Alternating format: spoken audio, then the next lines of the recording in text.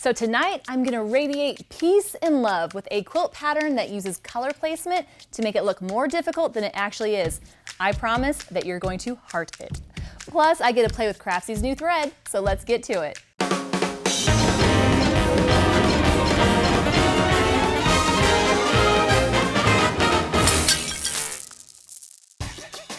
Tonight's quilt pattern was designed by Audrey Mann and Diane Brenton, and it makes a big, beautiful heart. It is gonna be so fun with large stripes across the background. So this pattern uses 5-inch pre-cut squares, and I have all these beautiful colors. I've got the oranges and the pinks. This big heart is gonna go from warm to those nice cool navies, and then it has large background strips with the gray and the white, and that's where I'm gonna play with Craftsy's new thread. I can't wait to get to it. So I better start cutting up the pre-cuts. We all know that I love a quilt that you can piece fast, and when I saw the instructions called for 12-inch strips for the background, I thought these people are after my own heart. So I'm gonna cut out some wide strips of the gray and the white, and then cut up the charm squares. So all I need to do now is take this wider strip, cut it into some squares, and then I'll be ready to cut up my pre-cut 5-inch squares. Now, even though I have to cut my pre-cuts, it's nice and easy with just one diagonal cut on all the squares, and then I can get to making the blocks.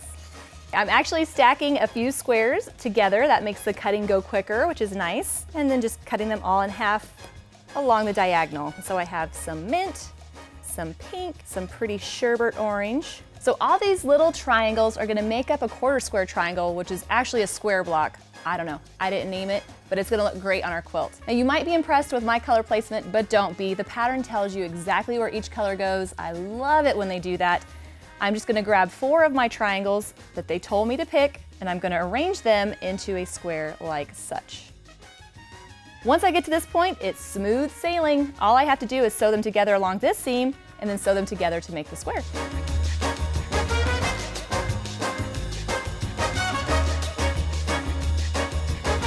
So there's that first beautiful block. I'm gonna give it a quick press and then show you the second type of block used in this quilt.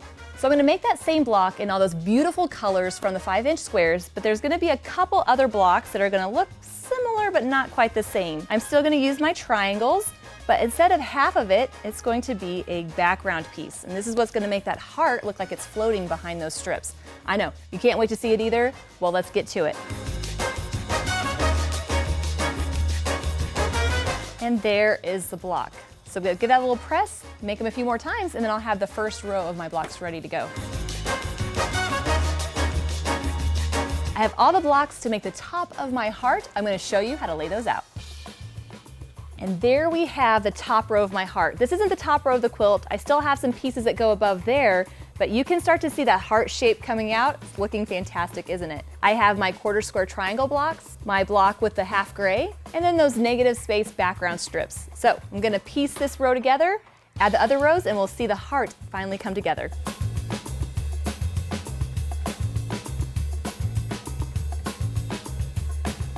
So this is the tippy top of my quilt, and I am excited about the white and the light gray. Those stripes aren't too contrasting against the heart. It's gonna look fantastic. So I'm gonna sew this to here and then keep building my heart from the top down.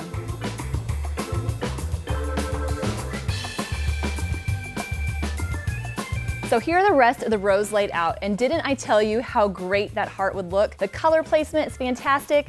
Everything I did for these blocks is exactly the same. The only difference is right here, I just have a big triangle sewn to my smaller blocks over here. And the result is the heart looking like it's up in front of those strips. Looks so fun. Well, I'm so close to having this top finished, I'm gonna sew them together and show you what it looks like. This quilt top is finished, and from the bottom of my heart, I can't wait to machine quilt it, so let's get to it. We all know that I love the machine quilting, and I also love picking out thread colors, and it just so happens that Craftsy has sent me some of their new thread to play with these bright, beautiful colors.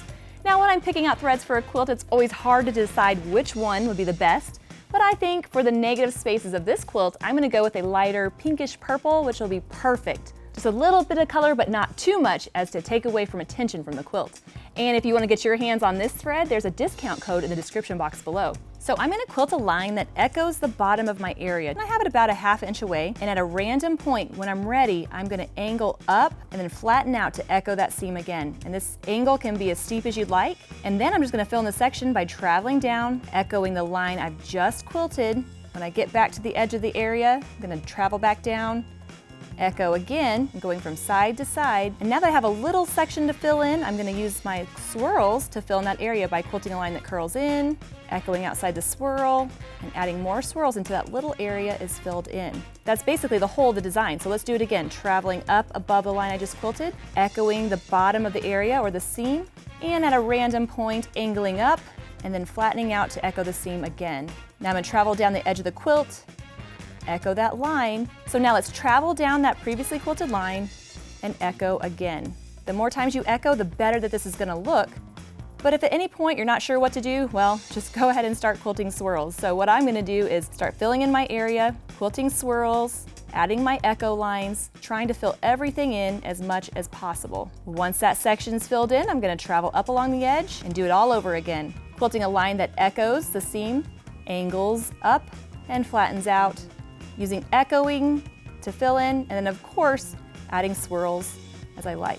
I'm going to keep working my way up the whole area, quilting my lines, creating my spaces and filling them in until I've quilted that whole section.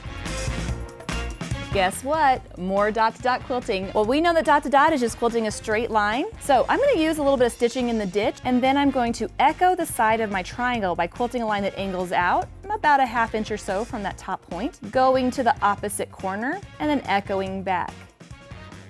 When it comes to quilting the negative space around the quilt, which is really just the area around the blocks, I want to use the quilting designs to really point to that element. So all the things that I'm going to quilt in the negative space, like these long curvy lines, which are going to help just draw your attention to where I want you to look. And I have a class on Craftsy called Machine Quilting Negative Space. You should check it out because it was my first ever Craftsy class.